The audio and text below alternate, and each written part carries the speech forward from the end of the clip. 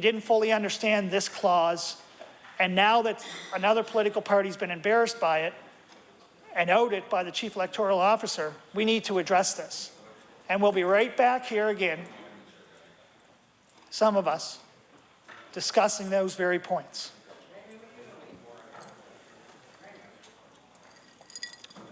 Mr. Chair, you know, when I became an independent member last year, I remember receiving many phone calls and many emails that said, finally, it's been a long time since we've seen an independent or had an independent voice in the province and in the House of Assembly. I also had a number of individuals that came to me and said, you know what, we want you to stay independent. How do we donate to you? It comes down to funding. We understand that. Politics is about money. How do we donate? And I couldn't take donations. I can't take donations, as was stated by the member from Dartmouth East, right up until the writs dropped and the next campaign happened. So when we talk about democracy, I think the Minister of Justice asked about ideas. Well, there's an idea. There's a way to level the playing field, but I'm behind the gun to start. Is that fair? Third-party advertising. Well, the member from Dartmouth East also made mention of former MP Bill Casey. That's something for me to look into. But it would be nice that a majority government, because we've had independent members in the House before, a number of them, but it would be nice to see that kind of amendment be brought in by a new Democratic Party who campaigned in 2009 on change. Mr. Chair, when I sit down with constituents and many in my community and the former MLA, they used to say that he used to bring the voters out in their house coats and slippers. Very difficult in my community that's made up of 70% multi-unit dwellings, similar to the member from Clayton Park. Those individuals that reside in apartments, they don't fully become engaged in communities, and it's difficult. I remember in the 2009 election taking an individual to the polls. She was in her 50s, never voted before in her life, Mr. Chair. And I remember her asking me, well, what do I do? You need to tell, where do I go? And it's been made mention by a number of members, is that, I'm driving in the car. I don't want to coerce her to vote. But here I am giving her an education on what to do. There's the 4 names on the ballot. You put an X, you go in, you give your name. But this lady was in her 50s. And we've seen a dismal turnout in the last number of elections, going down each time. And that sent a real strong message. It should send a strong message to us. And is it because of money? Is it because we're not doing the right thing? Is it because we're not educating people to what we as MLAs can really do to help individuals? Are we navigators, negotiators? Are we politicians that show up at events and just have our picture taken, hand out the checks, and then hope to get elected? Do we go back to our constituencies when we leave here and truly represent the people that have put us in this place, in this House? There's been members in the House on all sides that have said, I don't get elected in Halifax. Yeah, that's true. That's true. But it's an important role that is part of our jobs here. I found myself this past month telling my constituents that this is like having 2 full-time jobs, because you're in your office, you're trying to keep your constituency going and deal with those issues, and you're trying to deal with issues like Bill 59, and then to go back and explain to them what has happened. What has happened? Why are you there till 12 o'clock on a Monday night? The hours have been changed, and what are you talking about? My constituents, many that I see on a daily basis in my office, Mr. Chair, would not understand this. They wouldn't understand the amendments. And you know what? As the Minister of Education, the current Minister of Education has stood in her place during question period many times in the past and has said, you know what? I don't think it's wrong to admit that I don't know the answer. I'm here discussing this important piece of legislation that we're seeing changes for the first time in 22 years. And I'm telling you, Mr. Chair, that there's some questions that I have, some concerns and clarification that I need. But I'm also here to tell you that I believe I'm not going to get that chance, that opportunity. And yes, as you had stated in the media in recent days, you know, the Westminster rules, the British parliamentary system, you know, majority is majority is majority.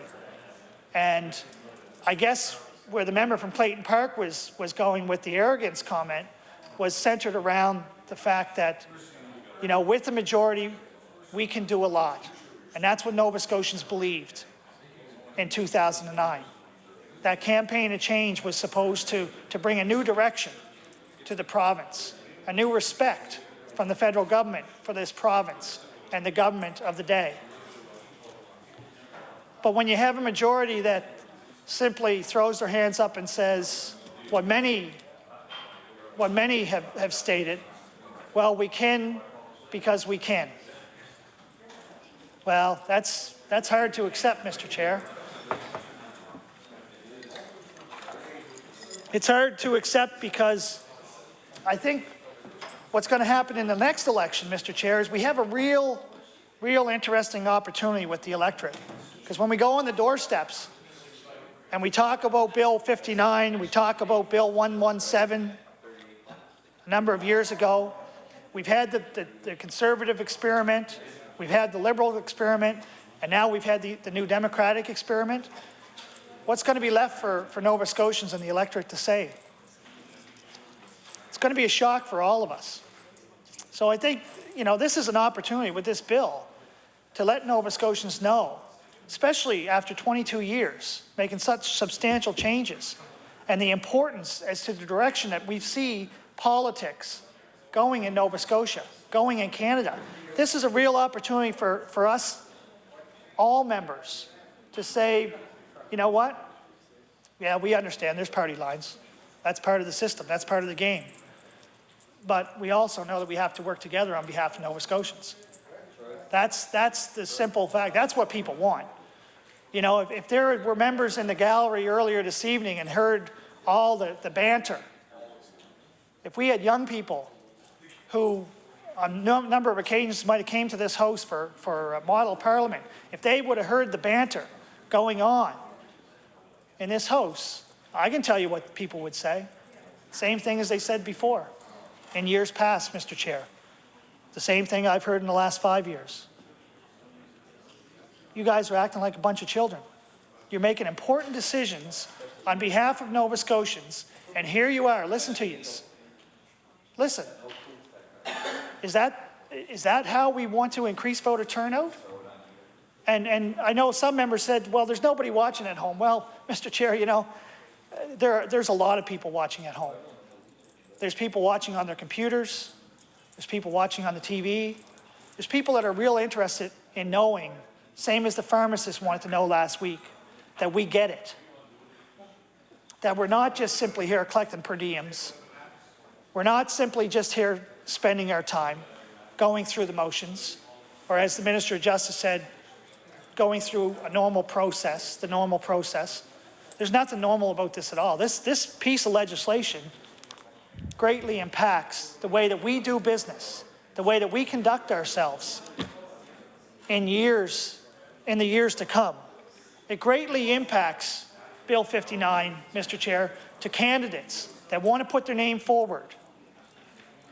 And obviously, as we've seen with some of the changes, the Government Administration Act being changed, there's going to be candidates that will possibly run in the next election that won't even know what salary they're going to be collecting, or will become elected and then see their salary reviewed with the possibility of having their salary decreased. Well, that makes sense. That makes great sense. So You know, we talk about having qualified, educated, successful people take up a position, a spot in this house and represent their communities. And, you know, maybe we have somebody real successful and they're making a very good salary, but they want to, it's time for them to give back. It's time for them to get into public service. Who in their right mind would audition for a job like that? But the government of the day, who campaigned on change, has seen fit to say, no, we know what's right. We know what's right because we have a majority.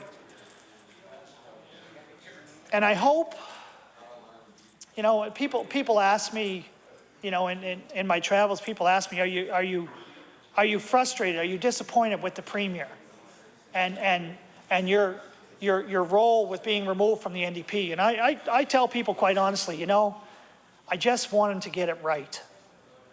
I just want them to get it right. And I know there's a number of backbenchers who came in 2009, and I know anywhere I went, I spent my time saying, you know what?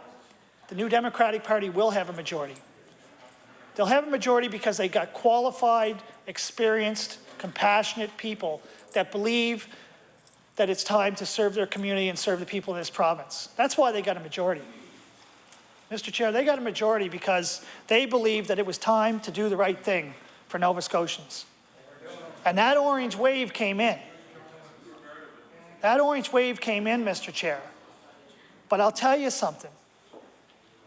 4 years uninterrupted government, a mandate of the people to govern uninterrupted, does not give you the right to govern with the hand that says, I am your master. I am your master and I know all that is right. Because people put us here for a reason too. They've waited a long time to get on that side of the house. And as quick as that orange wave came in, Mr. Chair, and again, the member from Cape Breton South is going to take his place in this house in the fall, and he's going to go through that list of people again. And next spring, when the next budget comes out, here we go again, because it's going to be a tougher year for the New Democratic Party. A tougher year. We see our young people leaving. We see voter turnout on the decrease. You know, the importance of having young people participate in the campaign, that's great. So, you know, when they really come in, and you know, I want to put kudos out there to the young pages that spend their time here catering to us twice a year. And they do a wonderful job, but they have firsthand knowledge, firsthand experience, Mr. Chair, as to what really goes on in these chambers. They get to hear firsthand the real message that us as legislators are trying to send to Nova Scotians. And I remember one page a number of years back, you know, he made a mistake. He, let's say he acted out of place, and he was asked to leave the chamber and not come back as a page. And I remember being contacted by that page, and you know, I felt that it was wrong because he made a misjudgment, that he was penalized to the point where he lost his employment. So I reached out and I took that page to lunch. And interestingly enough, you know, he thanked me for always talking to him about, or calling him by his name and recognizing him and always thanking him. But he also made a point of telling me that he was a conservative, and a conservative from Sackville, which completely floored me because New Democratic Party have ruled Sackville for 29, 30 years. So to have a young person take up, you know, that side of politics was real interesting. And, you know, during our conversation, he assured me that it was his choice to leave.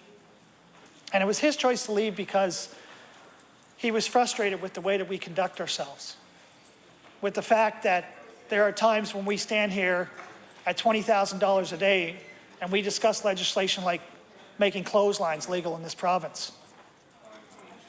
Mr. Chair, I can tell you that, you know, President Obama, you know, as we see now, they're ramping up the next campaign in the US. I don't think he'll run on change. He's had a tough time.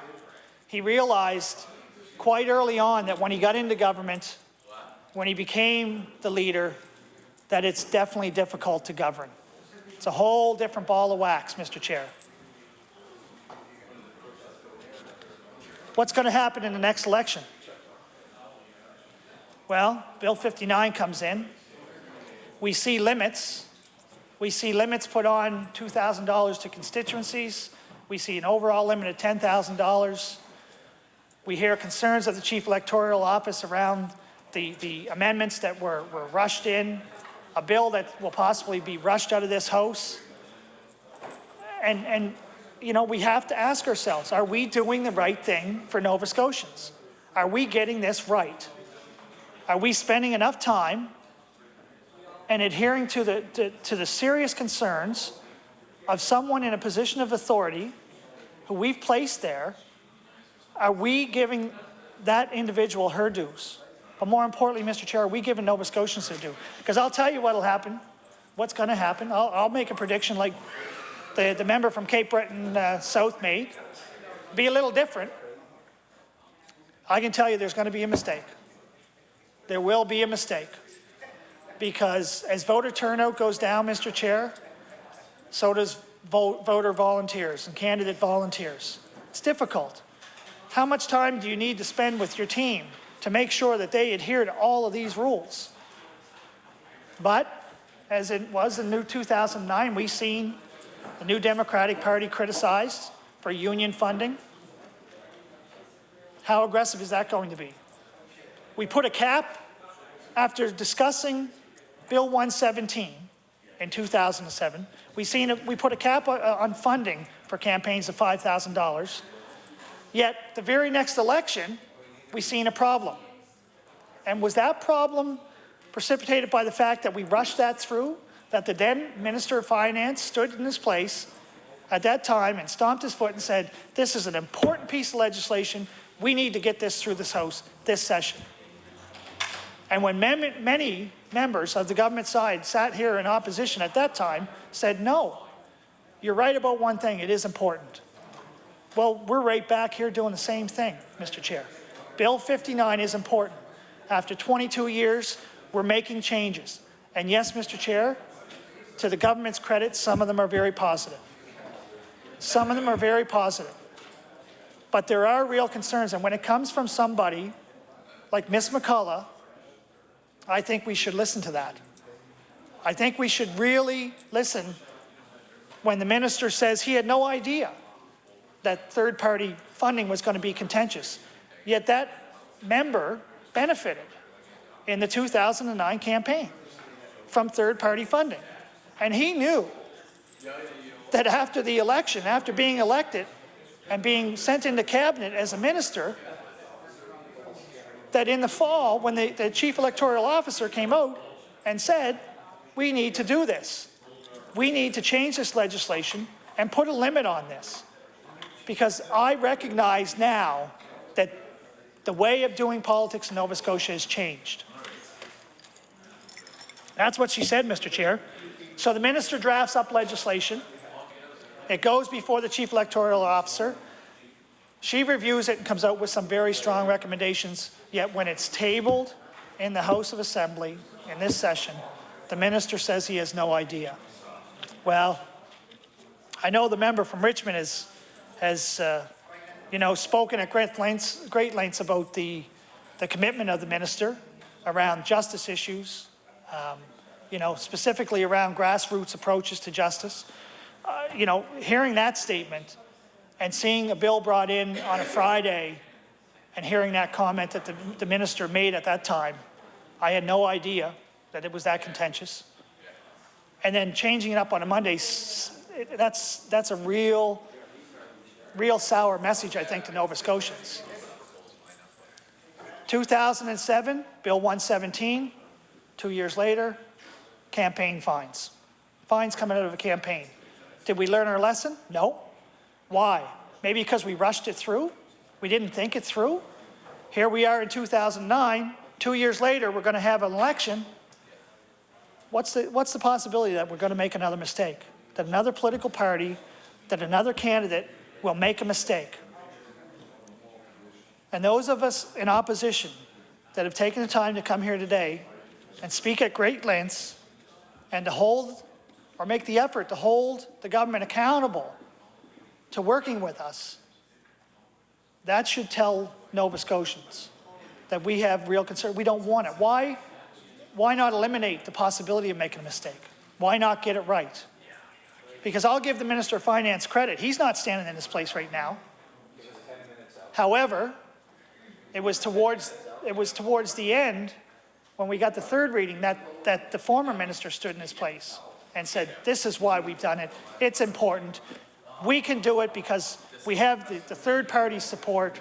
Well, now, Mr. Chair, we have a majority government that sees fit, that knows all and knows well for Nova Scotians. But what we have seen, Mr. Chair, and in my preamble, I highlighted some of the concerns, some of the decisions that were made by a new Democratic government that have caused Nova Scotians to turn and say, and I know they hear it, they have to hear it, and sometimes it's hard, you have to ignore it. Don't take it personally. But what a lot of Nova Scotians are saying is never again. And that's real cause for concern, because as the member of Cape Breton South goes through his list, do we see a two-party system coming again? Is the wave going to be that big and take them back out? I hope not, because we do need balance here. We do need a variety of opinions. And I believe that there are real strong members on that side that would love to have a voice. But they've been sheltered. And that's unfortunate.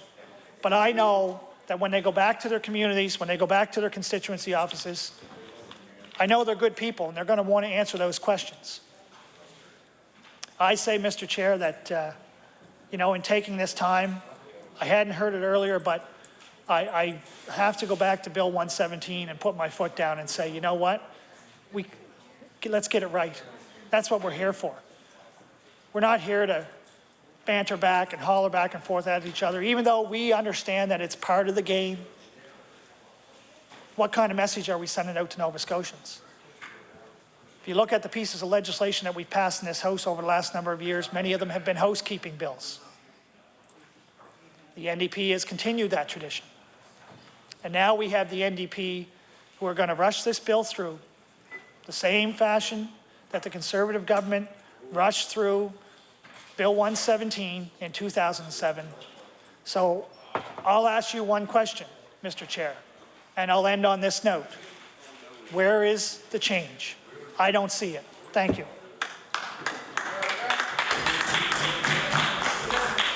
Thank you. The honourable member from Bedford Birch Cove.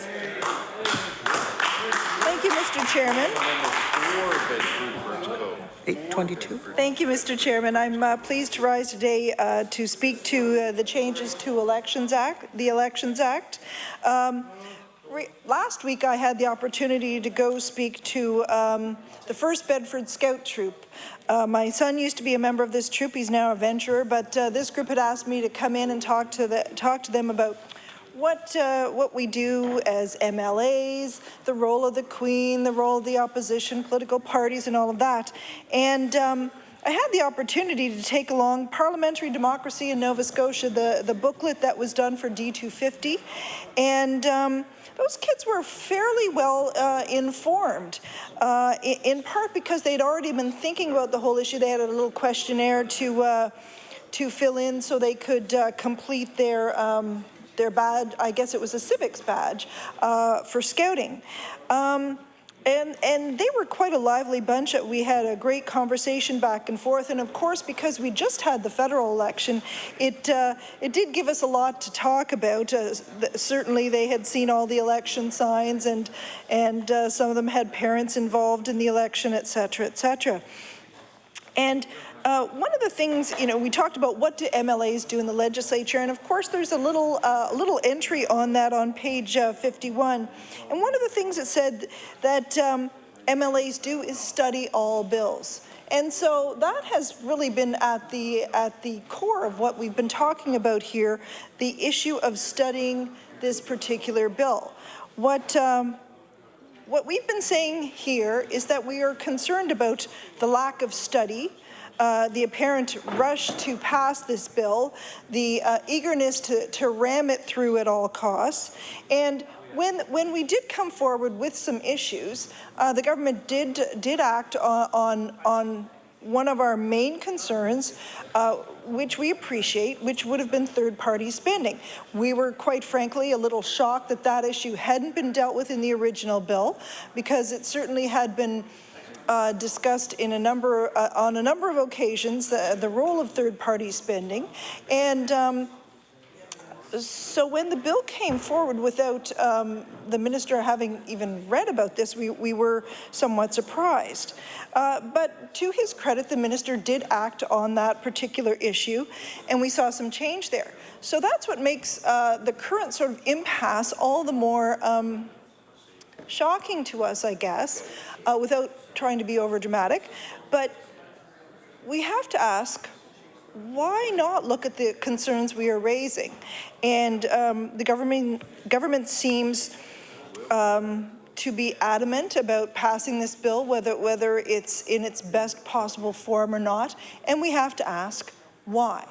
Why would they be in such a rush to do this? I do not think that it is, as the honourable member for Halifax, Citadel, Sable Island suggested, because the government may fall at any moment.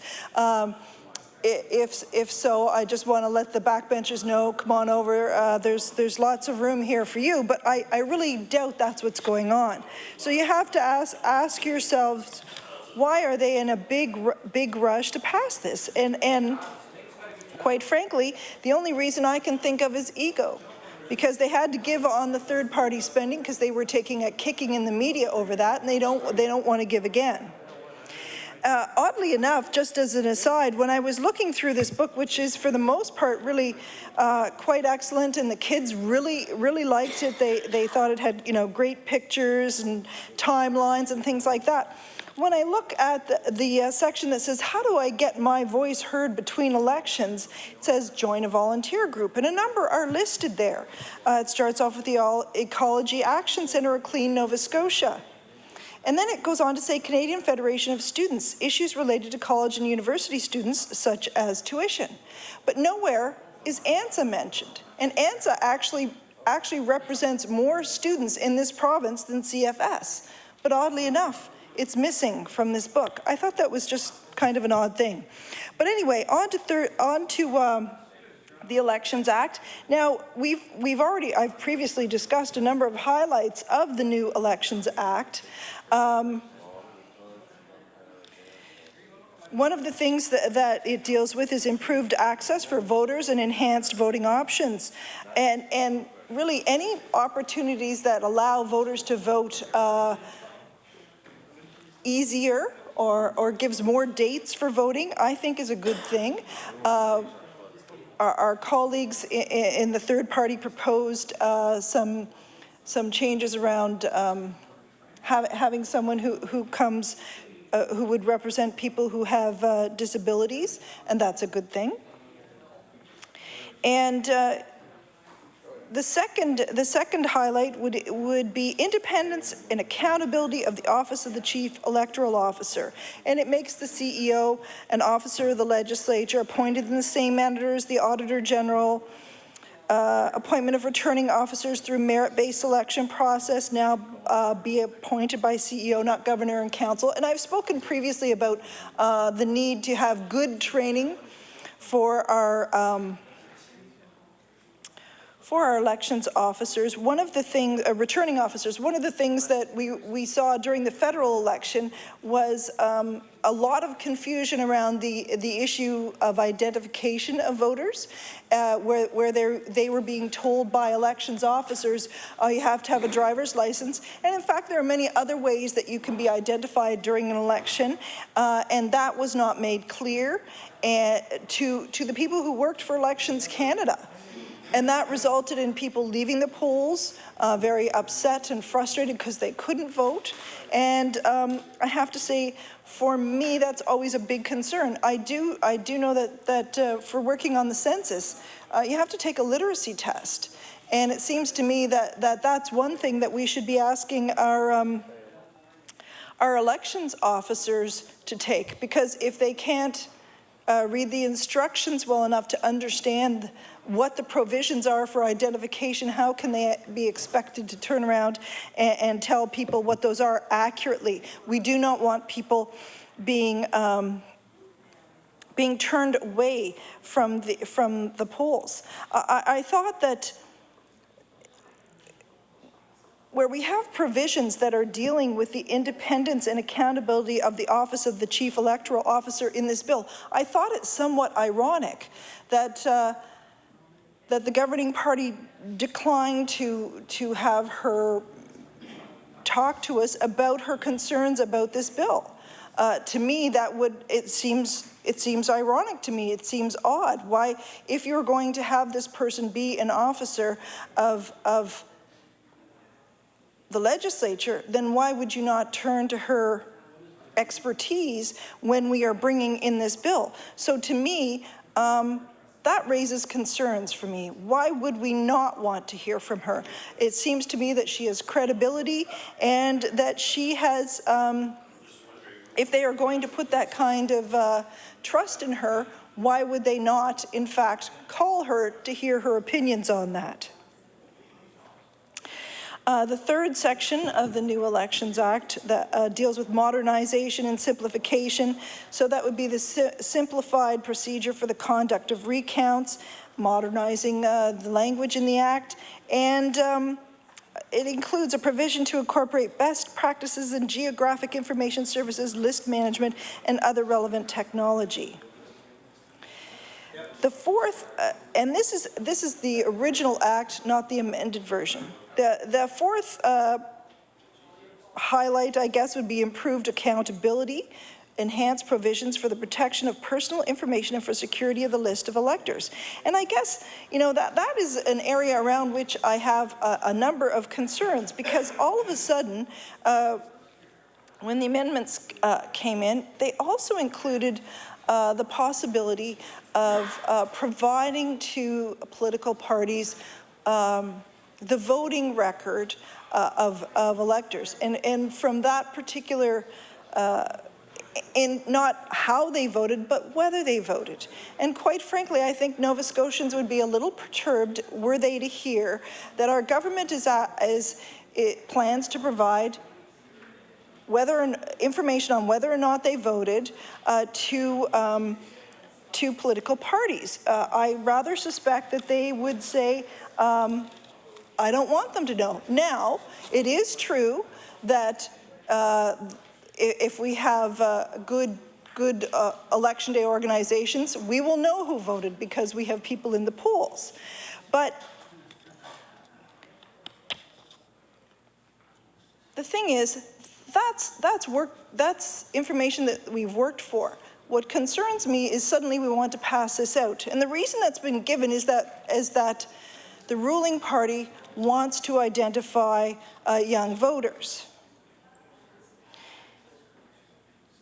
And the information could include the information on whether or not you voted, your date of birth, your unique voter ID.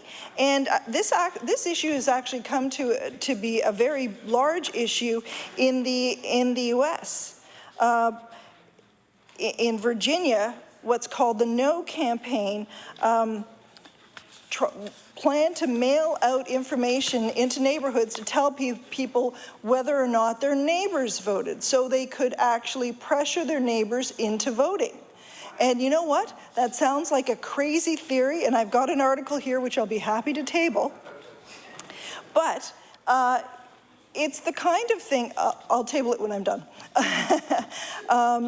But it's the kind of thing that makes people kind of squeamish. Quite frankly, there are reasons why some people don't vote. I come from an area in southern Ontario where there are a lot of Mennonites. Mennonites, by and large, don't vote. That's part of their religious beliefs. They don't, they just are not involved in politics. And that would be probably old order Mennonites as opposed to new order ones. And Quakers don't vote, for example. There are people who don't vote because of their jobs, judges or journalists or whatever. But I do think that giving this information out to political parties to tell them that this person didn't vote, so pressure that person more, I think could result in a lot of unwanted phone calls and visits for people. And I'm not sure. Yes, I'm all in favor of identifying voters, but I'm not in favor of harassing voters. And I'm sorry? Well, I have heard of campaigns that will go up and down streets 3 and 4 times. It wouldn't be one I'd work on, but I have heard about that in this past federal election. So you have to ask yourself, will the effect of that be to turn people off more than to include them? Quite frankly, what I would prefer to see, if we are going after young voters and we want young voters to vote, what we should be doing is teaching them about government in school. We're doing a really crappy job of that, in my view, and I mean that in the sense of we are doing a lousy job. We're not doing a good job teaching kids in junior high and high school about voting. There's no reason for kids to vote today because they don't know anything about it, and having somebody haul them off to the voters booth when they don't know anything about the system doesn't make sense to me. Quite frankly, we should be including civics education in junior high and high school. It might have to be another bill, but I don't know whether it could be. I don't know whether it could be an amendment or to this or not. But what I do know is that asking people to vote without being informed is self-defeating. And I would think the governing party would want people to be informed about how they vote and not just take it on somebody knocking on their door and telling them so. I think it's important for people to be engaged. I think it's really, when people say it doesn't matter how I vote, we talked about this last time. All you have to do is go back to that election about 10 years ago in Shelburne where there was a tie. And so of course every vote counts. I can tell you, I have a friend who at this point is down 15 votes in the federal election and is waiting for a recount. And we're all saying prayers, etc. But people don't understand how close elections can be and how much their vote can count. And I think we could definitely improve upon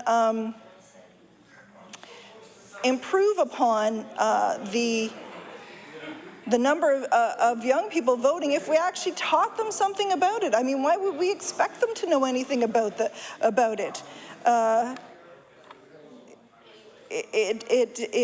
They have no reason to assume that their participation is wanted or needed. And you know what? Kids can learn about this stuff. The Scouts and I had a great conversation about sections 91 and 92 of the Constitution Act, and they got it. I mean, they're not.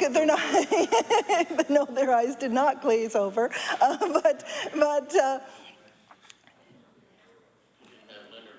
And then they. Oh, sorry.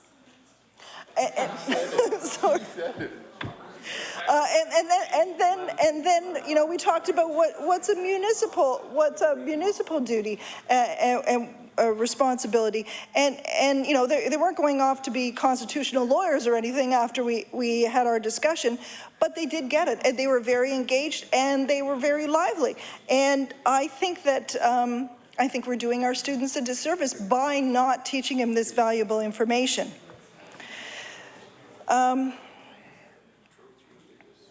We also talked about the highlights of the new Elections Act, including education and communications. Obviously, that does involve education. And, you know, we have a program in this bill to involve Nova Scotia 16 to 18-year-olds as election workers as part of that communication and education piece. But I think what would be even more valuable than that would be actually teaching them about politics and teaching them about government and the role of civil servants and the role of the opposition. And maybe they would understand things like what a coalition government is and why it's not a dirty word, that kind of thing.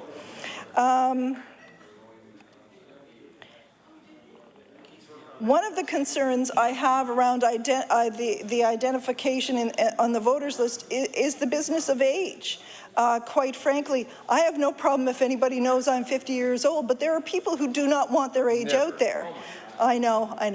But I know, the Minister of Tourism is Sean. He's going to have a monument. Yes, just stop. Thank God this is not answered.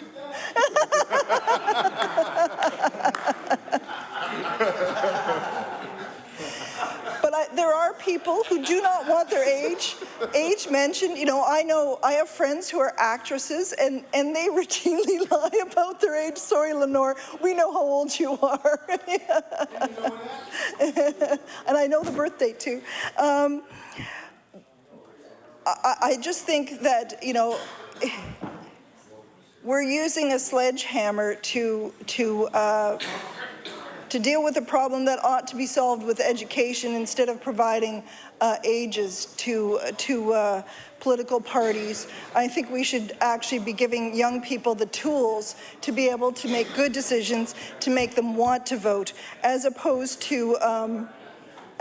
to giving out everybody's ages to political parties. And quite frankly, you know, if you do the work during the election, you know who voted, and you know where you need to, you know, work a little harder to get which polls you need to work a little harder in to get a better turnout, that kind of thing. I don't think that Elections Nova Scotia, quite frankly, needs to be doing our work for us, and I don't think we need to do this in a big brother way. I don't think Nova Scotians will be comfortable with us giving out more information, and if those lists do fall into the wrong hands, as we saw in Virginia, lawsuits develop, and you know, well, it's one thing to have a conversation over the back fence about are you voting, how are you voting, whatever. Shaming people into voting, I don't think is right. And quite frankly, if we're going to shame people, let's shame people who aren't paying their child support instead of this. The dealing of offenses and contraventions is another highlight of the new Elections Act, and that would have enhanced provisions for the Chief Electoral Officer to investigate and deal with offences and contraventions and refer appropriate matters to the Director of Public Prosecutions for appropriate action. Much improved time period for that, because as we saw a couple of years ago, 6 months is apparently not long enough to be able to have those investigations completed. And the 7th is needing major studies and piloting. Continuous improvement of election procedures through major studies of election-related issues and piloting provisions. For example, a trial of e-voting.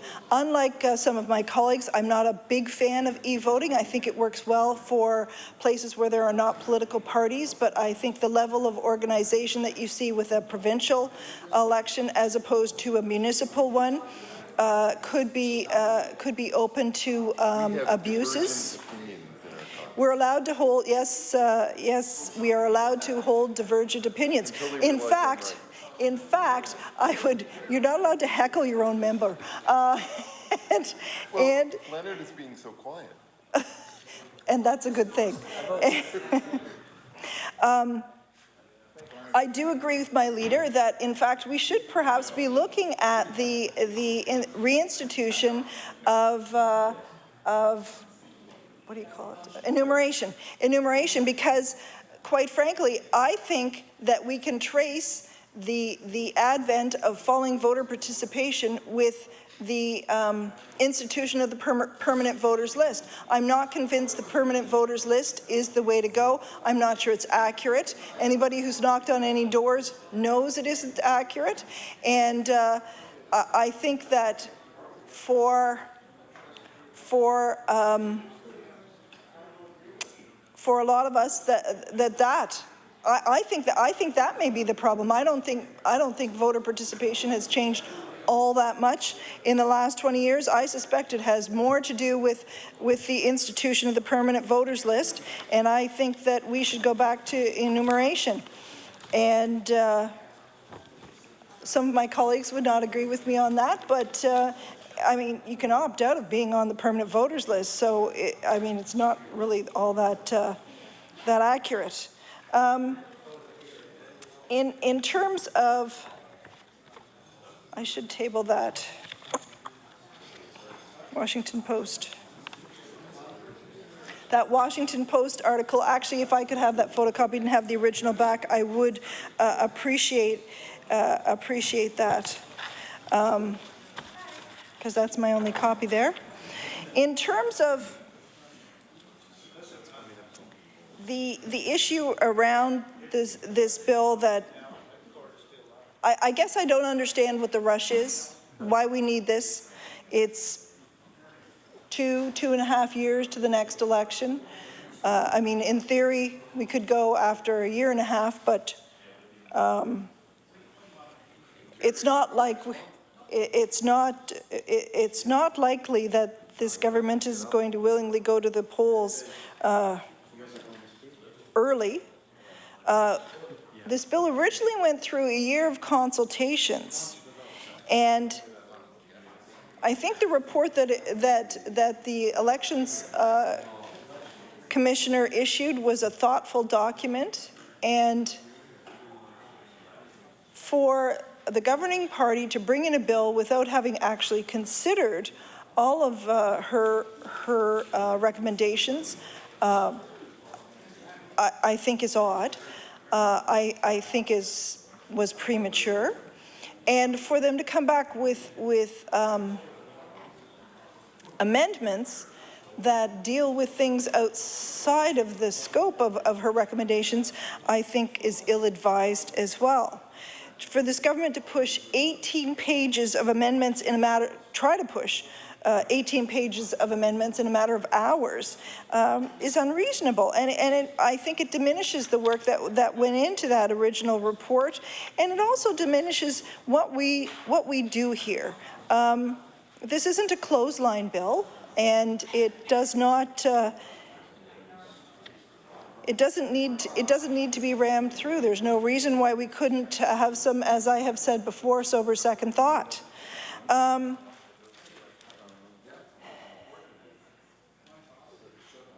The NDP did not inform the Chief Electoral Officer, who is the expert on this. And again, I go back to, if we are going to endow that office with import, if we are going to make that office a direct report to the legislature, then why would we not act like that? Why would we not consider her opinion?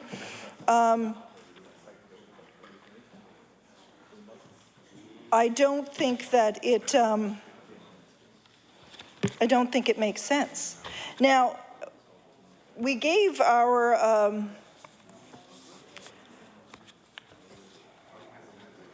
the amendments to one of our party officers, who is the oh, I've forgotten the word. Good Lord. Thank you. Thank you. Our official agent. Matt, you're like a mind reader. Right. Yes. And he had two particular issues with the amendments. Clause 2I, exemption 3. The transmission of a document by a union to its members promoting or opposing a party or candidate is being exempted. Furthermore, there is no restriction on what the member can do with this document. And this is an issue that our party actually complained about in the last election. At a minimum, our official agent says, the wording needs to be tightened up by adding a clause such as, quote, providing the member does not copy or transmit the document to a member of the public or media for the purpose of promoting the views of the person or group who authored the document, unquote. Another approach would be for the document itself to contain a clause prohibiting its members from copying or distributing the document during an election period. The second item he identified that he thought was of concern was that considering that corporations or unions cannot contribute financially to Nova Scotia political parties, it does not seem consistent that they should therefore be able to make a direct contribution to a third party for the purpose of promoting or opposing a party or candidate. So they have the right under the Charter of Rights and Freedoms, which would be the freedom of expression provision, to advertise within reasonable limits, i.e. to register as a third party themselves. But sections 276 to 284 allows them to make contributions directly to other groups without being registered themselves. And that seemed to him to play right into the hands of entities that can band together under a group that saves the bother of separate registration, hides to some extent their identity until after the election, and could have a name which could be quite misleading to the public. So you could have, a bunch of corporations all get together and they would contribute to an entity that had registered under Friends of the Environment, and they could be, fracking proponents or something like that. So what we want is clarity, what we want is openness, and we want transparency. And at this point, the Elections Act does not give that. Perhaps what we should be saying is that corporations, trade unions, and entities like that can only participate in third-party advertising if they either A, register directly, or B, if they are named in each ad sponsored by a registered third party. And that would deal with that issue somewhat.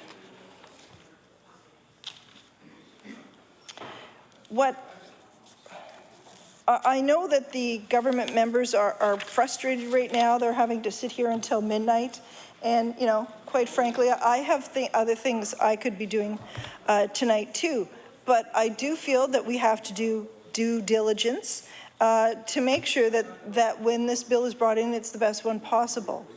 So I do appreciate the government making some moves around third-party advertising. It is definitely appreciated. Last time I spoke, I talked about what happened when there were no controls on third-party advertising, and it was 1997. It was the year that the National Citizens Coalition decided that they were going to take out ads against members who might be qualifying for a pension if they were going to be re-elected, and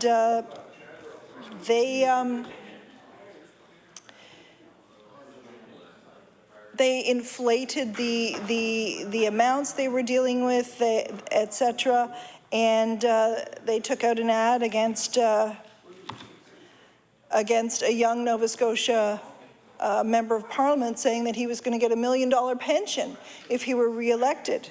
And so suddenly, this young man who might have qualified if he had been re-elected and served for 2.5 more years would have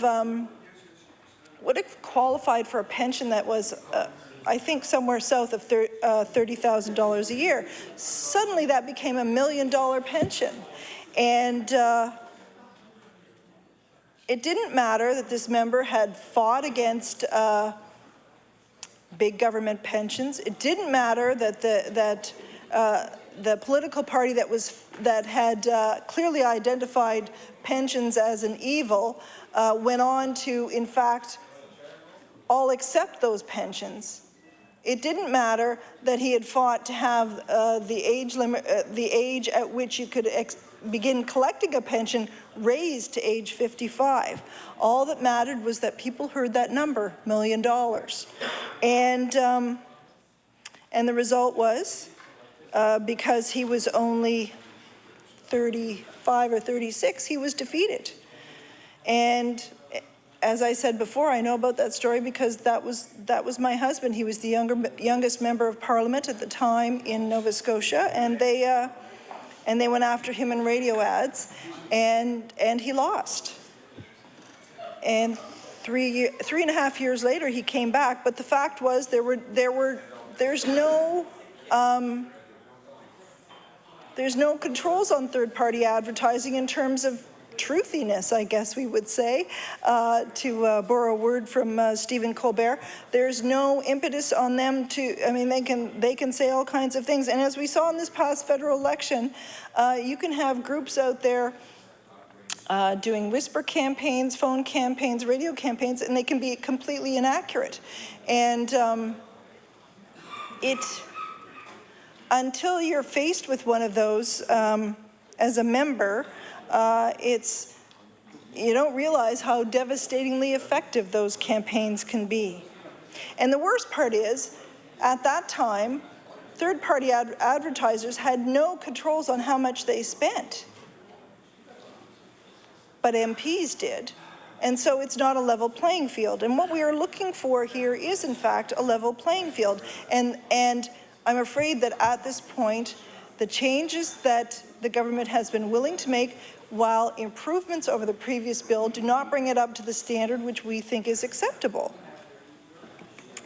And a continuing concern of mine is that for those who do not have money, they do not have a voice. There is no one out there, you know, running ads for voice of poor people. You know, it's money that buys elections. And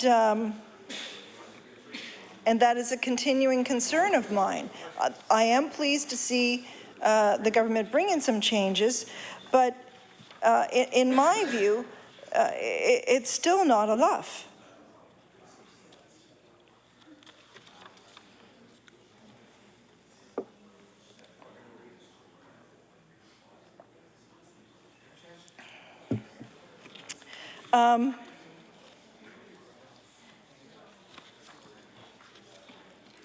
Sorry about this, lost my place here. And, oh gosh.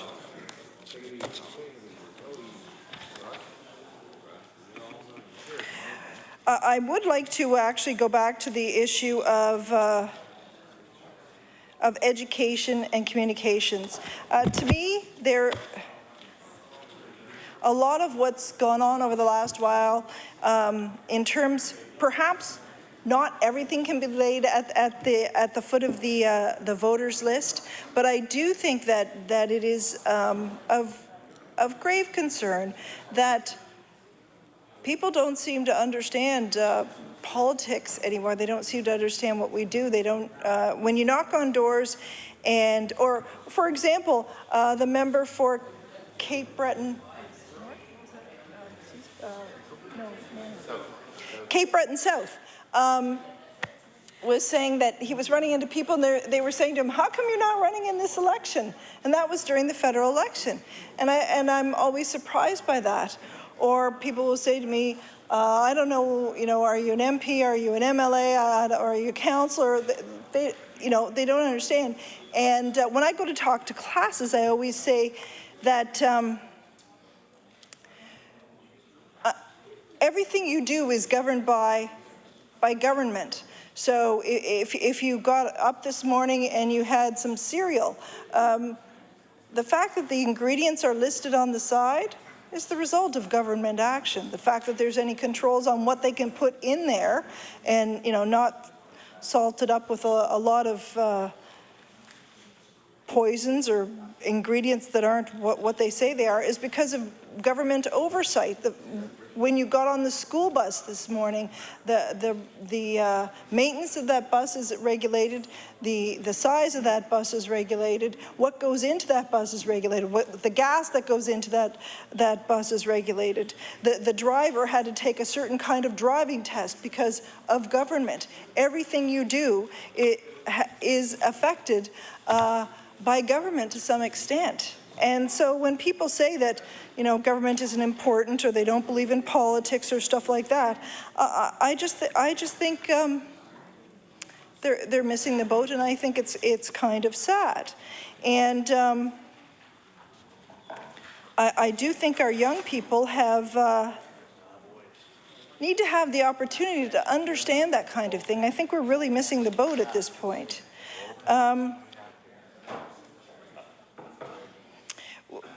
One of the things we did talk about in the Elections Act was the issue of controls and penalties and things like that.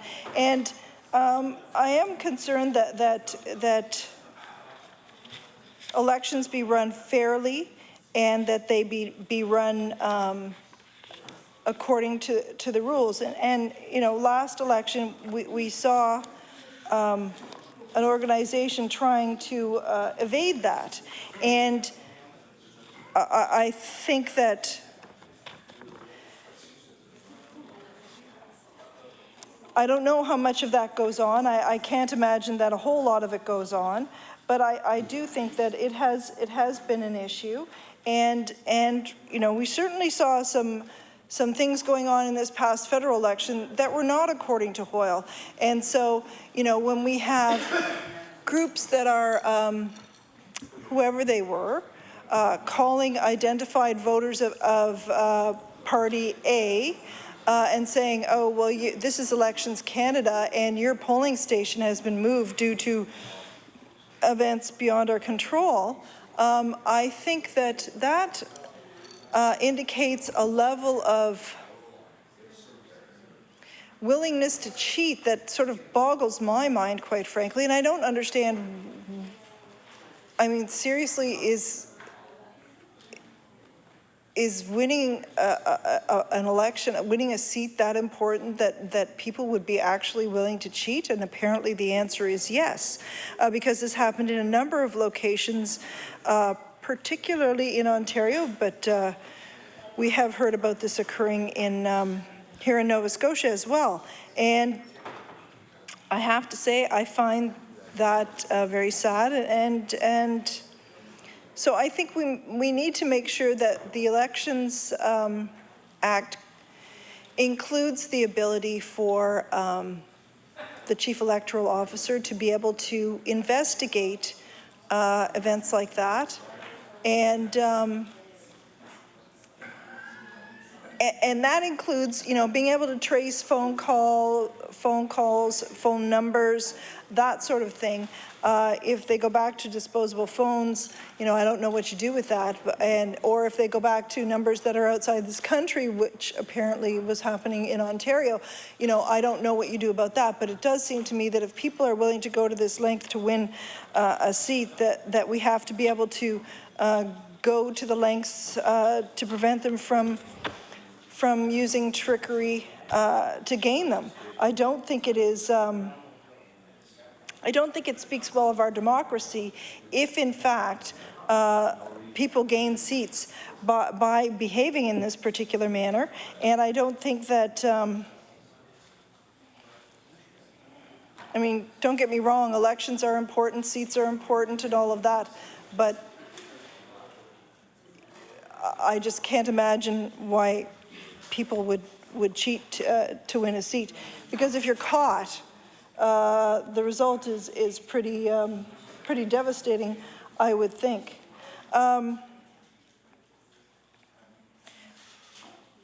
Some of my colleagues have discussed the role of corporate donations and union donations in previous elections.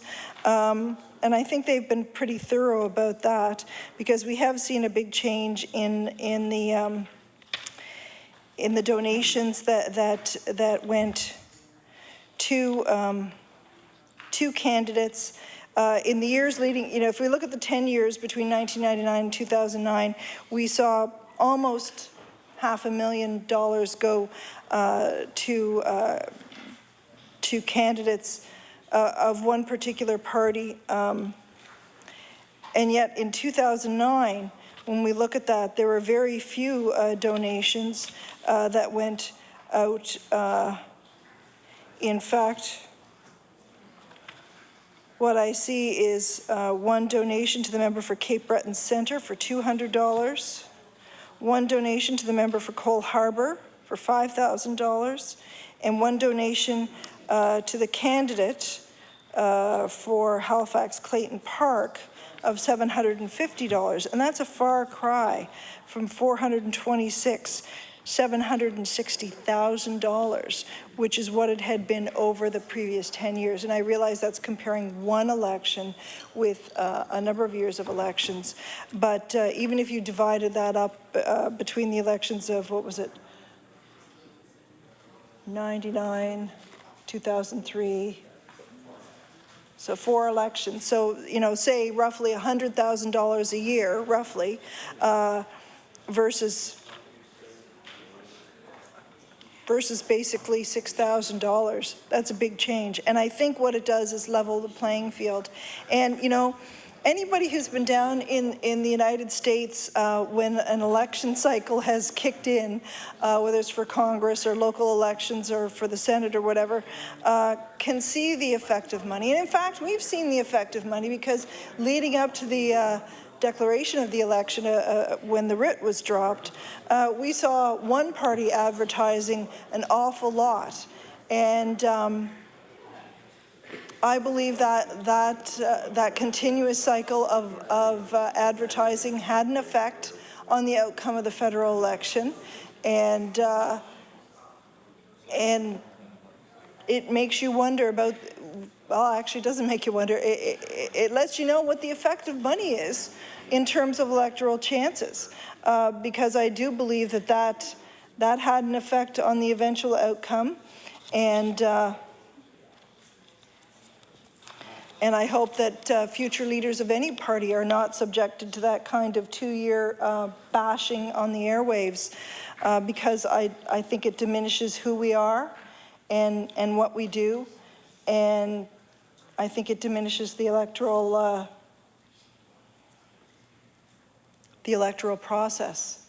I probably have more to say later, but I think at this time, if my colleague from Yarmouth is through coughing, I will take my seat and let him speak. Thank you. The chair recognizes the honourable member for Yarmouth. Thank you, Madam Chair. Thank you, Madam Chair. It is an honor, as always, to stand in my place and speak in this historic House.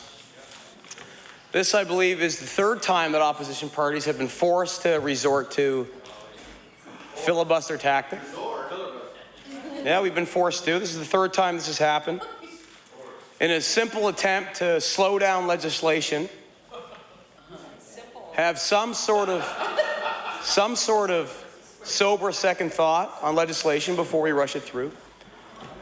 And that's all we're trying to do here, is slow this down, ask for time, first and foremost, so the individual who is in charge of the Elections Act and implementing it and overseeing it actually has a chance to look at the legislation appropriately, make recommendations to law amendments, this government and this House, on whether or not this legislation is going to achieve the goals of the government.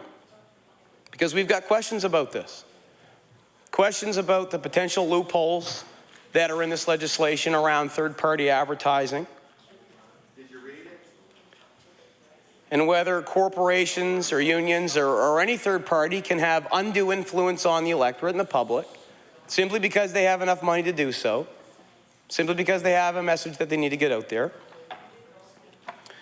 And, you know, we've seen, I think, the consequences of this sort of advertising, mostly in our neighboring country to the south, the United States. We've seen and decried how elections are run there, but yet we still keep moving forward more and more to that sort of divisive electoral system.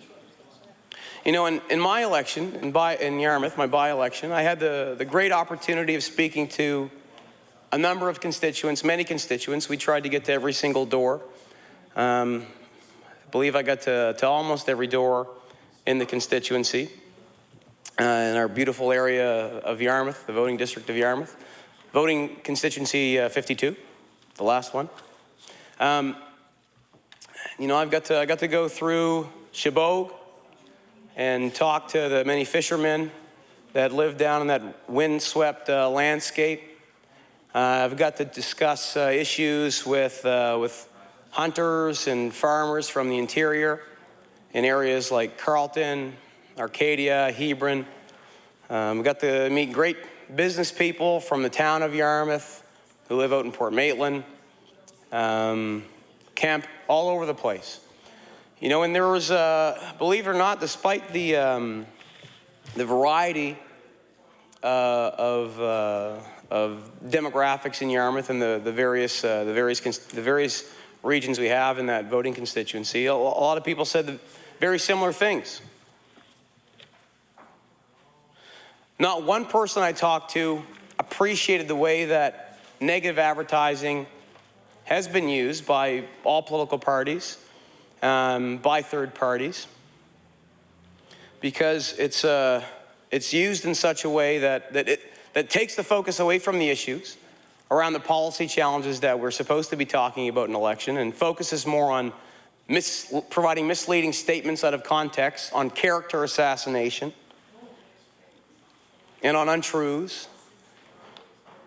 But what we need to be doing is having a conversation about the real issues, the policy issues, because to do otherwise, as one of our great hip hop artists here in Nova Scotia, Classified, has said, heavy artillery. That ain't classy. That ain't classy. That ain't classy. Got something for George Canyon for the... And it completely turns people off from our politics. You know, we've all experienced that. It breeds cynicism. And now, I know there is a lot of cynicism out there that I think is the product of ignorance, of certain stereotyping around the good people that choose to do this line of work, stereotyping around government and political parties. But there's cynicism out there that's a product of, it's a natural product of some of the things that many of our politicians have done, or some tactics that political parties and third parties have used. And this misleading negative advertising is definitely part of this. And admittedly so. I mean, you look at what the federal Conservatives do with their advertising, what Harper's Conservatives do. They attack. And this past election and the 2.5 years previous to it, we saw that attack was focused on the leader of the Liberal Party, using quotes that he made out of context, presenting untruths about him. But the interesting thing about that is, you know, people in the political circles in the war rooms will say, well, negative advertising works. It works. And it does work to help certain people win elections and win seats. But it does it by suppressing the vote. It doesn't do it by increasing a vote for any party. It does it by keeping a vote for another party away. Negative advertising goal is to keep votes away from your enemies, keep those people home. And, you know, that it happened to me in our by-election in Yarmouth, which was unfortunate. Obviously not to the same extent as it does nationally, when, you know, parties have millions of dollars they can use on TV spots and that sort of thing. But there was negative flyers sent out about me with negative messaging about our campaign. Campaign workers from other parties, most likely not locals, but folks that came in as staffers from other parts of the province, came in and presented things that weren't true to people at the doors that we heard about. But our campaign, we actually made it we mandated ourselves and made it a focus to stay on the positive. Every single message that we sent out in terms of literature or radio ads was on the positive. Focused on the ideas, on the issues that the area was faced with, the challenges that we were dealing with, and some ideas on how we could at least have a partner in government that helped move the area forward instead of setting us back, which is what's happened. And you know what? Our voter turnout actually went up for our party. In the last general election, the Liberal Party had about 11% of the vote. In the by-election, we took close to 51%, a majority. And I think a large part of that is because We didn't have third parties involved in the election, probably because it was a by-election, and because our message was stayed on the positives that we have in this line of work, and the positives that all the political parties bring forward. And you know, in the words of our dear classified, that's classy. That's classy. Use John Prine. Now, this isn't the first time that this government has Graham, I knew you liked John Prine. I knew it. has brought I could tell. legislation forward in a rushed way, where it's tried to silence the opposition parties from bringing forward criticisms. It hasn't been the first time you've tried to do that. It hasn't been the first time that this government has been unwilling to work with the opposition parties to make appropriate amendments or at least give Nova Scotians an appropriate amount of time to have a look at the legislation. This happened with Bill 100. We all remember that. Bill that was presented in this House as a housekeeping bill, but actually changed the way a lot of decisions are made by omitting small business in a major decision making body. Small business wasn't consulted. They said they weren't consulted. And they and the Liberal caucus at the time, along with our friends in the third party in the House, pushed to have some time, to have some proper consultation done. We just wanted time so that this government could listen to the concerns of our small business owners, those people that employ over 50% of our workforce here in Nova Scotia. Their voices weren't heard in Bill 100. And this government didn't even try to give them a chance to have a voice. That's what the most shocking thing was. No one to this date really understands why that happened. The only reason that the Canadian Federation of Independent Business and other small business advocates were able to present their ideas is because this caucus and the opposition parties held it up just like we're doing today. We filibustered to give people time to have their voices heard. The same thing happened with Bill 17, a bill that, from what I've heard from pharmacists and from their clients in my community, would have negative impacts on their business models and on their ability to provide essential services to many people in our community, especially those in the most need, like seniors who are immobile and require delivery, which is done freely by these pharmacists. And because this government chose to bring forward a bill, Bill 17, rush it through this House without appropriate and necessary consultation or engagement with those people that will be most affected by this, the consumers, and of course the business owners that provide this necessary service to their clients. You know, we have had a bill that passed probably at not the right time and can have, if not implemented at a later date, negative impacts on pharmacies, small and independent ones, more specifically, and their ability to provide those necessary services to their clients. And I mean, Bill 100 and Bill 17, Madam Chair, I think are relevant to this conversation because the same approach that we see now with Bill 59 has been a constant theme with this government. And I think as a member who has a responsibility to speak the truth to my constituents, to speak the truth in this House, I think it's important that we recognize those themes as they develop and point them out for what they are, which are attempts to ram through legislation, in some cases that provide additional power to some of the political allies of this government, while leaving other voices behind and not heard. And that's why these other bills are relevant with this conversation we're having on Bill 59. The same thing happened with the Yarmouth Ferry, where this government decided to make a decision without proper engagement without proper consultation, without a meaningful dialogue or thoughtful dialogue. And what's happened? We've lost our ferry for 2 years now. 300 people as a direct result of that put out of work. As a direct result of that decision put out of work. Businesses closed, including our second largest hotel. Our largest hotel on the brink because of that decision. And this isn't just affecting Yarmouth. I just heard from Chamber of Commerce representatives from the Nova Scotia Chamber who have just picked their 3 priorities for this year. Guess what? The Yarmouth Ferry is one of them.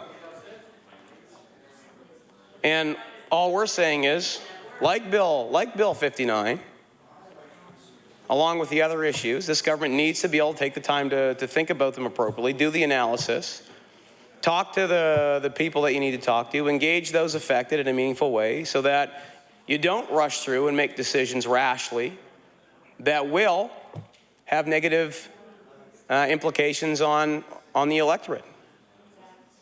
We saw it with the education cuts. How many teachers were consulted before the education cuts? How many boards were consulted, other than the fact they were told they're going to have to cut near 22% of their budgets? And look what's happened after that, Madam Chair. Hundreds of teaching and support positions gone from our system. A lot of young teachers coming out that aren't going to be able to have an opportunity to have work here. They're going to go elsewhere and maybe not come back. The programs that are designed to actually help the most in need in our society, the most vulnerable children, those that have learning disabilities or need special and specific assistance to help them become successful in school and become the successful adults that we all hope they can be. Those have been cut, like reading recovery, math mentorship, teaching assistants cut, whose job was to help those students in need the most. All because this government has an attitude where they know best sometimes on certain things. I'm not saying this is the attitude of individual ministers or individual members. I mean, we all, I think, know and respect each other here, and I do believe that we're all doing this for the right thing. But as a collective, there's an approach sometimes by this government, or as the Minister of Finance says, this lot over there, or that crowd over there, and whatever else, that there is this attitude where sometimes I feel, as an opposition member, that you think, the government thinks that they know best, they know better than anybody else, including the stakeholders that are out there, including members of the opposition, who sometimes you have to resort to long-winded diatribe just to be heard. You know? And I think that's a sad thing. And the government could have done this thing differently. You know, this bill, the only thing, this is what's hilarious about this, is that the only thing we're asking for is to push this off into the fall to give the chief electoral officer a chance to look at it. You know, and everyone's grumbling and complaining on the government side of the House because we're holding this legislation up and we're holding people in here until late at night. But the fact is that we're only asking for one simple thing, a logical thing, a rational thing, to let the person who is in charge of overseeing this act, the expert that government hired to do this work, who's an officer of the Legislative Assembly, to give her time to look at it and provide this House with some feedback. So she can look at it and provide us with insight in terms of the questions we have around the loopholes with third-party advertising, around the issues surrounding privacy, and political parties being able to collect easily through Elections Nova Scotia private information from voters. That's all we're asking to do. There's, probably at least two and a half years until the next election. There's time to do this. And this bill originally went through over a year of consultations, but now with another 18 pages of amendments that have been brought forward, we're going to slam those through in a couple days. I mean, we're just asking for reason to win the day here. That's all we're doing. Reason to win the day. Take time to think about what you're doing. Take time to consult the person who you hired to provide insight on these issues. And that's all we're asking for, is let the experts do their work. Legal experts that we've consulted have questions around this bill. Opposition parties clearly do. But yet this government still isn't willing to compromise, take the time to listen to our concerns in a meaningful way, and perhaps make those necessary. And listening is one thing, acting on them is another thing, Madam Chair. And I mean, when I say listen in a meaningful way, I would consider that to mean listening and then acting in an appropriate way to deal with those concerns. That's what I think good governance is. It's breeding cooperation. It's compromising sometimes to allow all of us to move forward together instead of fighting each other on things that we don't necessarily have to fight each other on. Like waiting a few months to give the chief electoral officer a chance to look at this. You know, that's a simple request. Same thing we did with Bill 100. Just wait a second. Let small business have a look at this and see if it impacts them. Same with Bill 17. Whoa, hold on. Let's just chat with those consumers, those pharmacists, those independent small business owners, and see if they're going to be impacted in a negative way by this. That's all we're doing.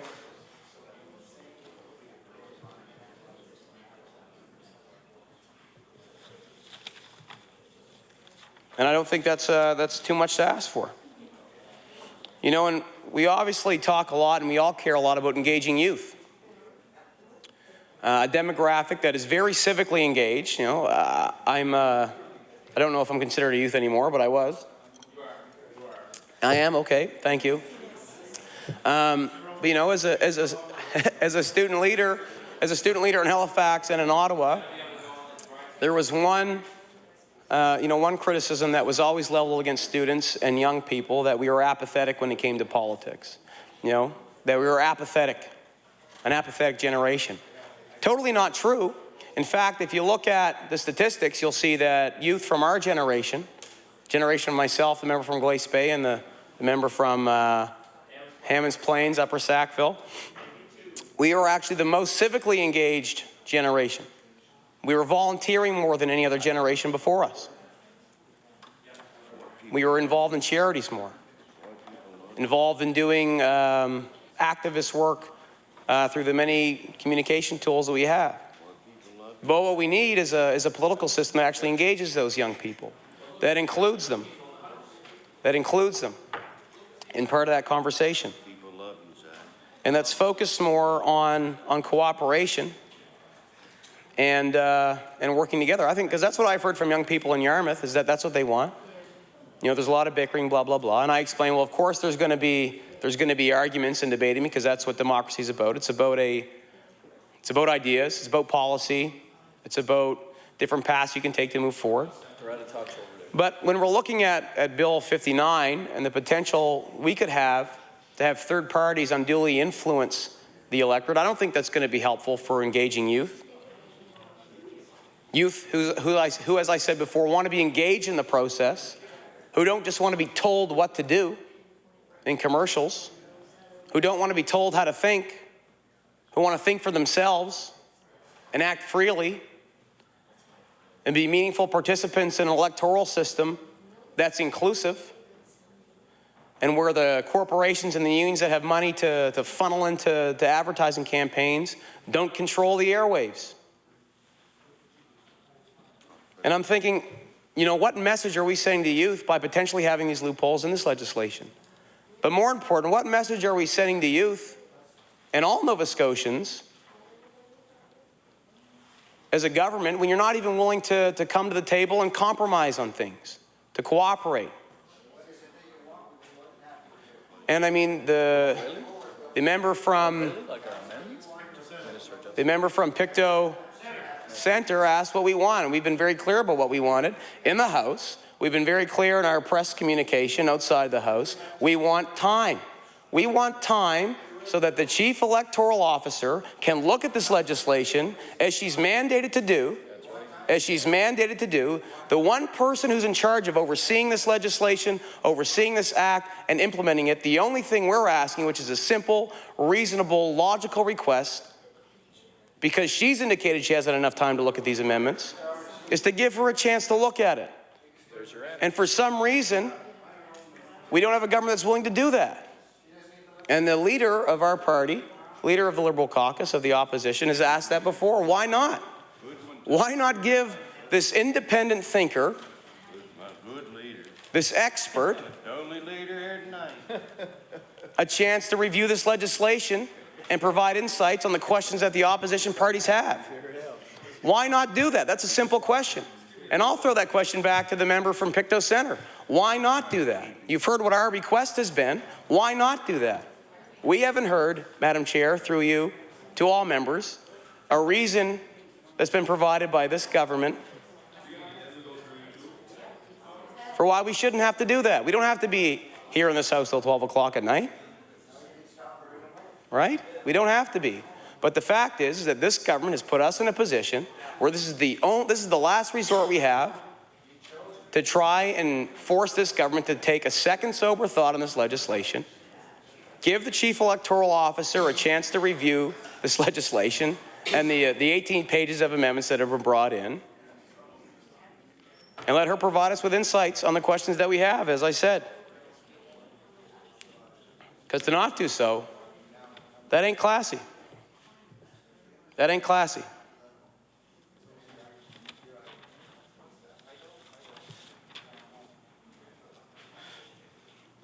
And I think that the questions around the potential loopholes there are for third-party advertising are pretty important. Because it's been expressed by legal experts that this caucus has consulted that there still could be loopholes and that language should be tightened. And the member from Bedford Birch Cove spoke about specific language that could be proposed. And I think the reason why this is an important conversation to have is because this has actually happened before. In the last election, organizations that are the traditional political allies of the New Democratic Party were able to use these loopholes to provide information that could get out into the public and unduly influence public opinion. It happened it happened in the last election. And it's clear, I think, which party, because of the history, which party in this House would benefit the most from third-party advertising. It's the New Democratic Party. And saying that is only based on actually taking a look at history and seeing which third parties are actually doing most of that stuff. And they're in recent history. Ancient history, recent history, whatever kind of history the members want to look at that's political, would see that this party would be the party that would benefit the most. The NDP, I won't say the NDP party, but I will say the New Democrat Party, is the political party that benefits the most from that. And I don't think that can be denied, especially if you look at the history here. Now, I used to be the member from Halifax, Citadel, Sable Island.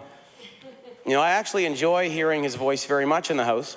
Compared to those guys. It's usually not on the record, but I do love to hear it because it. I was actually, the member from Cape Breton South said he wasn't a student of that member. I was, and I had the privilege and honor of being in his classroom, and being reminded of those days when I was in his classroom. I think they were better days because they were days when the NDP party seemed to be, or the NDP seemed to be a party of inclusion, of consultation, of reaching out to other parties and other stakeholders. And that reminds me, hearing the member from Halifax, Citadel, Sable Island, when I hear him speak, it brings me back to those better days when the New Democrats, when in opposition, were a party that talked about inclusion, that talked about consultation, that talked about supporting students in education, that talked about affordable education and access for those underrepresented in our system. Those are better days because now in government, the NDP aren't doing that. And they're not including people, the people that we need to include on discussions around Bill 59. And why? I mean, this is I also want to thank the member from Halifax Citadel, Sable Island, because, you know, back in his political class is actually when I started realizing where my political views fit best. And I want to thank him because each and every day in the House, he reminds me why I'm a Liberal. And you know, makes me very proud to be a member of this caucus and this important party. Party of the center, of pragmatism and of inclusion, I think. And I think it's important to actually look at, and this is the difference, when you look at what Liberals have done when they're in government compared to what other parties have done, we've actually, federally, I can think, we've actually done things to level the playing field with the other parties. When Jean Chrétien, former Liberal Prime Minister, had a majority government for over a decade, he actually did things to support the New Democrats, who had a handful of seats at the time, I think. He did things to support the Conservatives at the time, the PCs, who had 2 seats. He brought in subsidies to actually help the parties that didn't have money compete in an election. They couldn't do that before. They didn't have the financial base to do that. And what did Prime Minister Chrétien do? He worked to level the playing field. He worked to help the other parties, his political opponents, to help them have a stronger voice, to help Canadians hear what they were saying and hear what their ideas were, despite the fact they only represented a handful of seats.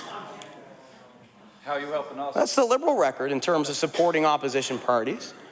And now what do we have? We have a federal Conservative majority who now looks at taking that away and actually increasing, stacking the chips in their favor through financing by eliminating a subsidy that the Liberals brought in to even the playing field. You know, we have a Conservative majority who's now going to cut that so that they have the strongest voice and so the other parties can't compete. And our concern as a caucus, and I think concerns that many Nova Scotians have who want a fair and democratic electoral process, have concerns about this legislation and are wondering if it stacks the chips in the favor of the New Democratic Party and their ability to compete at a higher level than others in election campaigns.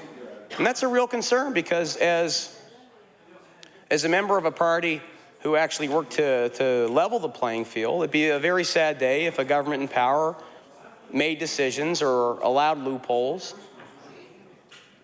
that would stack the chips in their favor. And I don't think anybody in this House wants that to happen. I'm not saying that that's an intention. That's the intention of the government, but I'm saying it's a possibility. And the reason we don't really know is because we haven't given the Chief Electoral Officer a chance to properly review the legislation, to look at it. She said at Law Amendments that she couldn't really speak on this because she hadn't had time to look at it. She hadn't had time to look at it, and all we're saying is give her time to see if there is a loophole there that would allow third parties to unduly influence voters and involve themselves in elections. To answer questions around the privacy issues and whether it's right to have information that many people feel is private, to have that public and available at the fingertips of political parties and the public.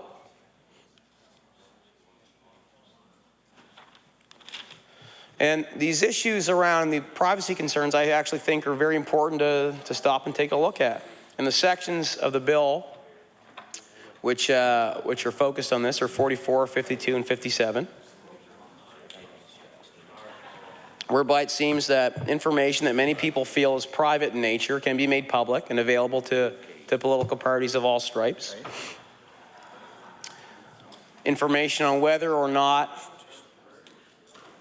a citizen voted, their date of birth, their unique voter ID. And I understand why this concerns people,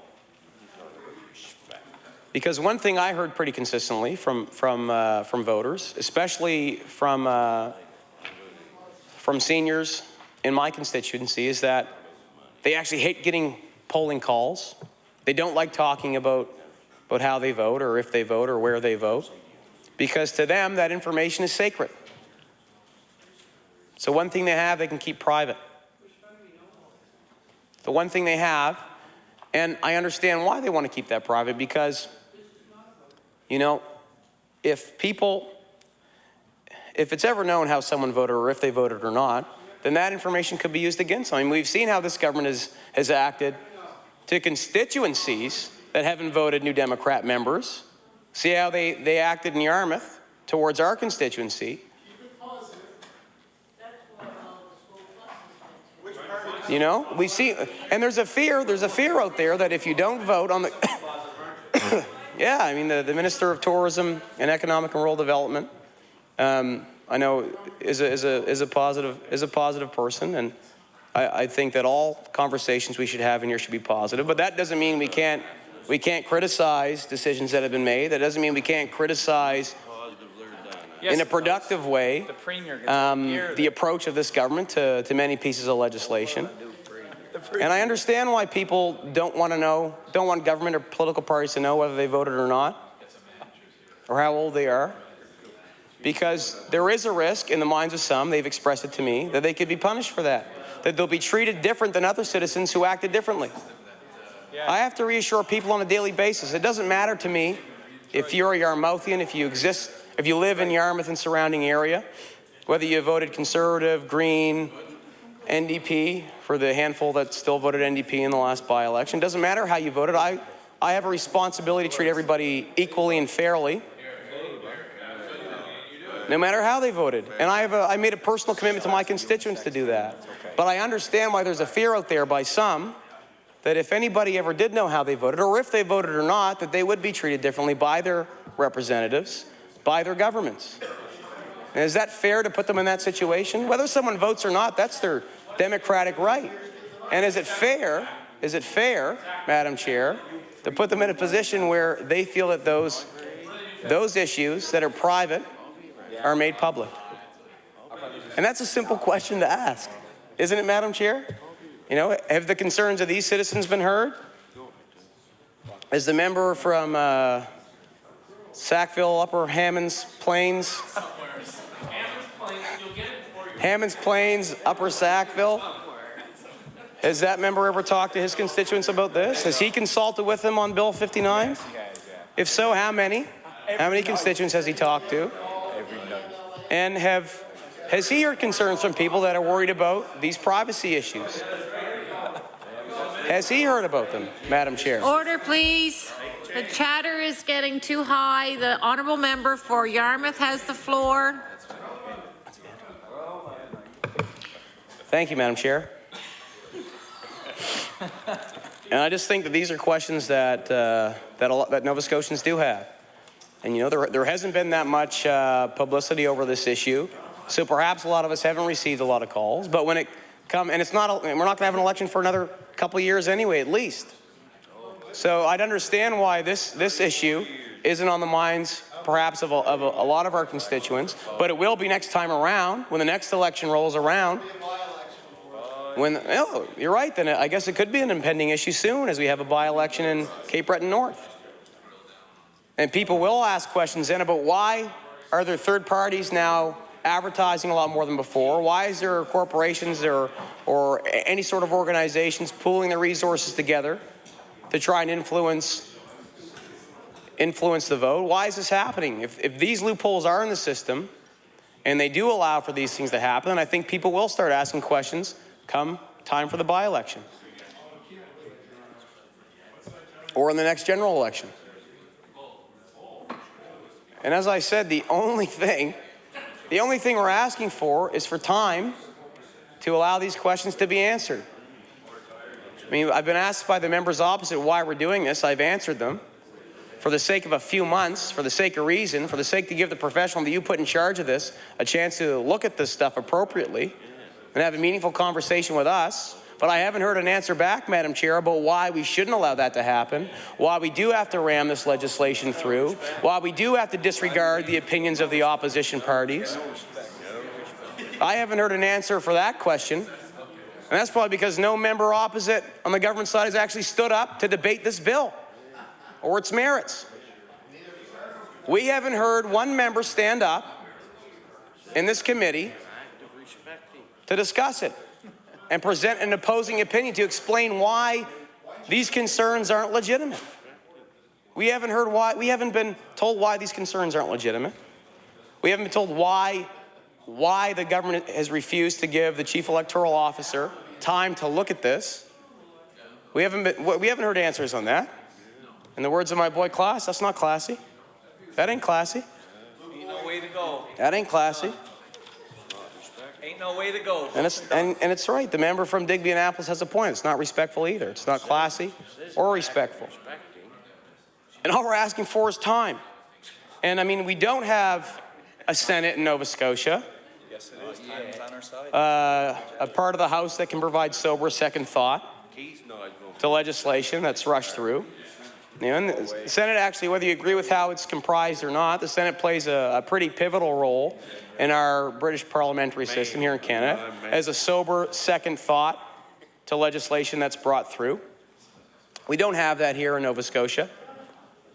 So when we have a majority government, there is no sober second thought, unless, of course, the opposition parties filibuster and try to present that.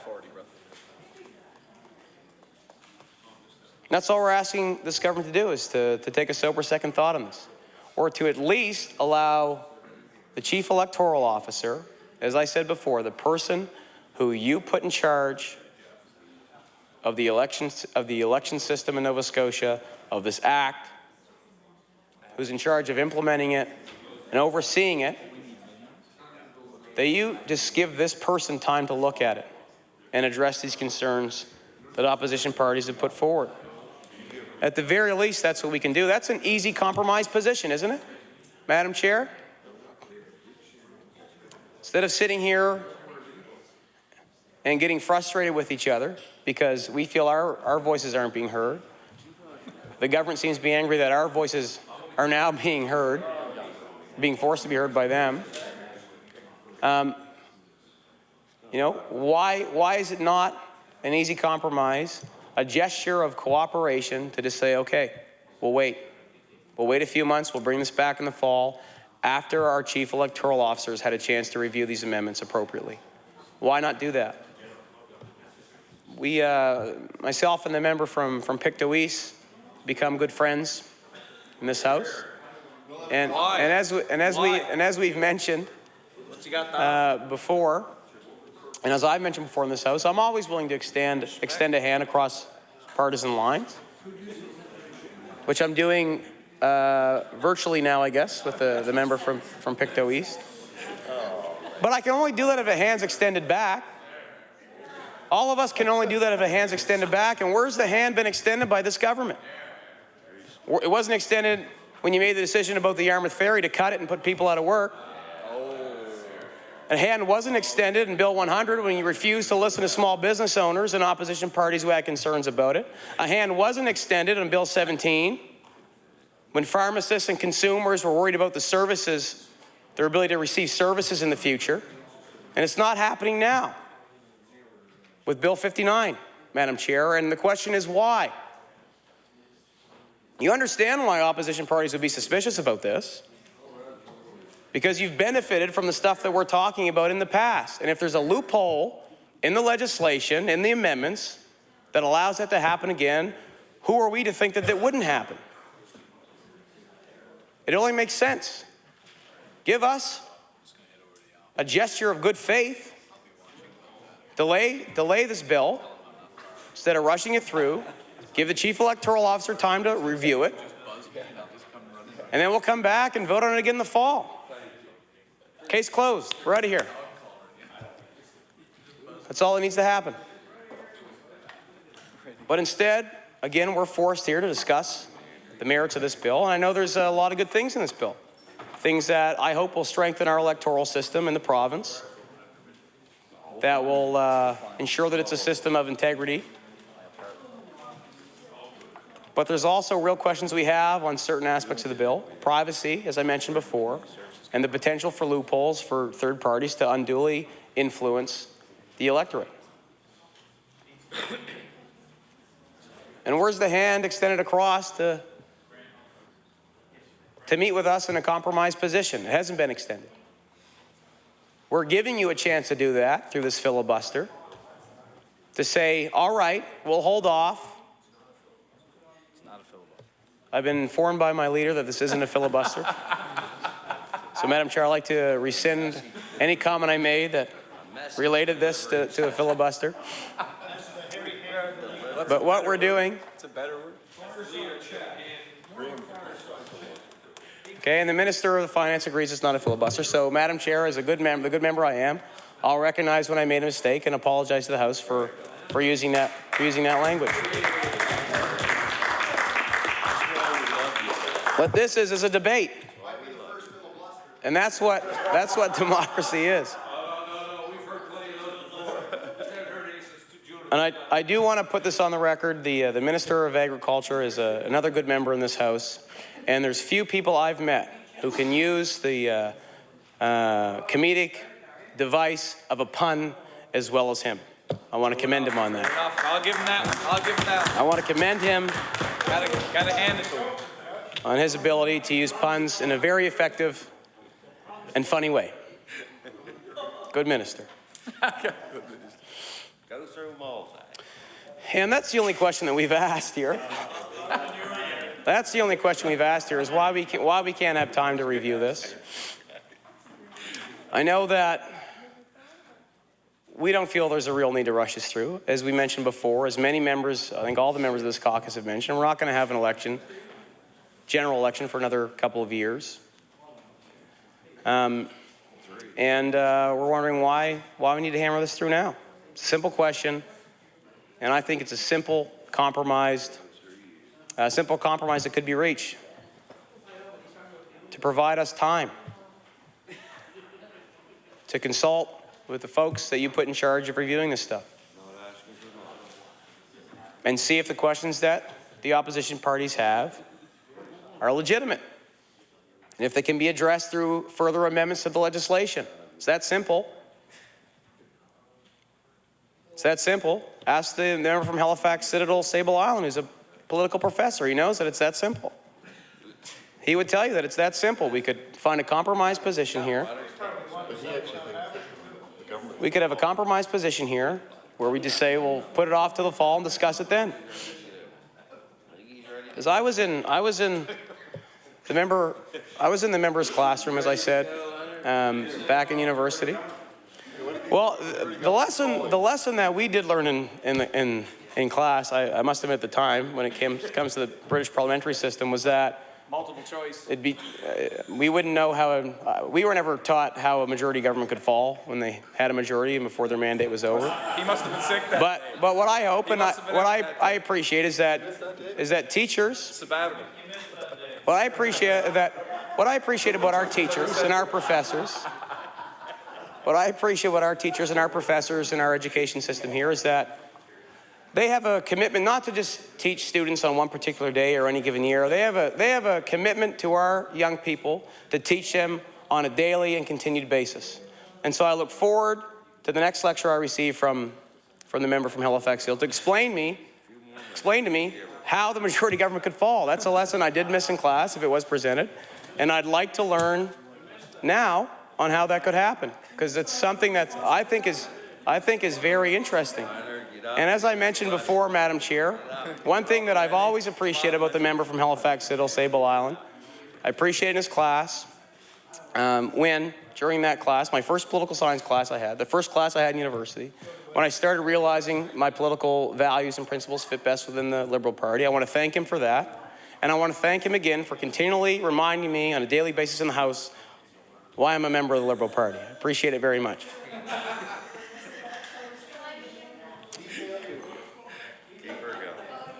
And it's surprising because I did attend the majority of those classes. None on Friday. And I don't remember the lecture on how majority governments could fall. Well, they had the majority of the seats in the House. And I think the fact that I had a very good grade in that class speaks to the fact that I was a good student and would have picked up on that lesson had it been presented. Should have been teaching. Actually, we're college guys taking all over. Yeah. Proper. So, Madam Chair, back to Bill 59. Hey. to it. You never left it. You're right, the member from Glace Bay said, I've never left the bill, and I haven't left it. Because everything I've talked about, whether it's Bill 100, Bill 17, the cuts to education, the cut to the Yarmouth Ferry, it all relates back to Bill 59 because there's been a consistent approach and theme with this government that they're willing to not consult, not engage people affected by their decisions, ram things through because they feel they know best. And I'll make a commitment right here in the House that if I'm ever privileged or honored enough to be a member of the government of Nova Scotia, I will do my very best to engage all citizens that are affected by decisions of our government at the time, all stakeholders, and I will do my best, if I'm ever privileged enough to be on that side of the House, to reach out to opposition parties and hear what they have to say. I know the member from Cumberland North? Yeah. Cumberland North? Colchester North? Colchester North. Somewhere up there. The member from Colchester North, when she was Minister of Education and Health, she did just that. She reached out to her critics in the opposition parties to discuss issues that were important to them, important to their constituents, important to Nova Scotians, to see what they had to say, and to see if there was a compromised way that all parties could move forward on legislation that was deemed to be in the best interests of those that vote for us, the electorate that put us here to do just that. To do just that. And I remember that because she was the Minister of Education when I was a student leader here. And I'll tell you, we were included in those conversations. Students were. Students were. And the only students that ever picketed at the time were actually the former allies of the NDP. The only students at the time that ever picketed were the former allies of this NDP. And you know what? Those students are still picketing now that this party's in power. And they're picketing louder. They're picketing louder, they're cheering louder because this party, while in opposition, said they would champion students. They would ensure that we had an accessible education system in Nova Scotia, that we would ensure that we made investment in our youth and ensure that students' voices were heard now that they're in government. That hasn't happened. And those students who picketed before are picketing now. They're doing it louder because of just that. And that speaks to Bill 59. Because the same thing, those students that aren't being listened to by this government, the people that are affected by Bill 59 aren't being heard either. And this has been a continuous theme that we've seen happen here.